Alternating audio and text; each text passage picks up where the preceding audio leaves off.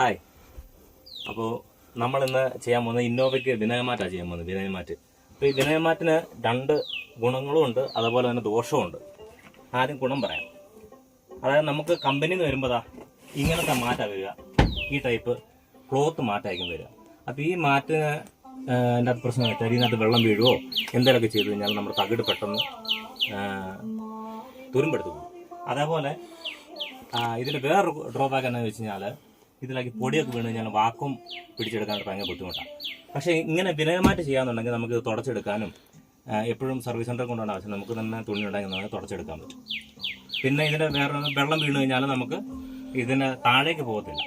നല്ല രീതിയിൽ നമുക്ക് തുടച്ചെടുക്കാനായിട്ട് ഒക്കെ പറ്റുന്ന രീതിയിലുള്ളതാണ് ഈ വിനയമാറ്റ് എന്ന് പറയുന്നത്. പിന്നെ ഈ വിനയമാറ്റിന് വേറെ കുഴപ്പമെന്ന് വെച്ചാൽ കാലക്രമേണ കുറെ ഈ ഭാഗങ്ങളിലൊക്കെ തുളയോ ഒക്കെ വരുമോ അങ്ങനെയൊക്കെ ചെയ്യുകയാണെന്നുണ്ടെങ്കിൽ വെള്ളം അകത്തേക്ക് പോകും. പക്ഷെ നമ്മൾ ചെക്ക് ചെയ്യാണ്ടിരുന്നു കഴിഞ്ഞാൽ ഈ പറഞ്ഞ പോലെ തന്നെ തകിട് കംപ്ലൈൻ്റ് ആയിപ്പോകും. അപ്പോൾ നമ്മുടെ ഈ വരുന്ന വിനയമാറ്റിന് 2 വർഷം വാറണ്ടി ഉണ്ട്. ഇപ്പോൾ ഈ വണ്ടി അണ്ടർ ബോഡി കോട്ടിങ്ങും ഉണ്ട്, അതേപോലെ വിനയമാറ്റും നമുക്ക് ഫിക്സ് ചെയ്യേണ്ട ഒരു വണ്ടിയാണ്.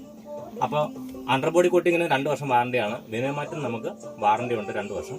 അപ്പോൾ ഈ വാറണ്ടി പീരീഡിന് മുമ്പ് നമുക്ക് ഇൻസ്പെക്ഷൻ ഉണ്ട്. അപ്പോൾ ആ ഇൻസ്പെക്ഷൻ ചെക്ക് ചെയ്തതിന് ശേഷം എവിടെയെങ്കിലും പാച്ച് വരുമോ തുള വരുമോ കീറിപ്പോവോ എന്തെങ്കിലും ചെയ്ത് കഴിഞ്ഞാൽ നമ്മളവിടെ അത് ഫിക്സ് ചെയ്യാനായിട്ടുള്ള ഓപ്ഷൻ നമുക്കുണ്ട്. അപ്പോൾ എന്തെങ്കിലും ഉണ്ടെന്നുണ്ടെങ്കിൽ താഴെ കാണുന്ന നമ്പറിൽ കോൺടാക്ട് ചെയ്യുക.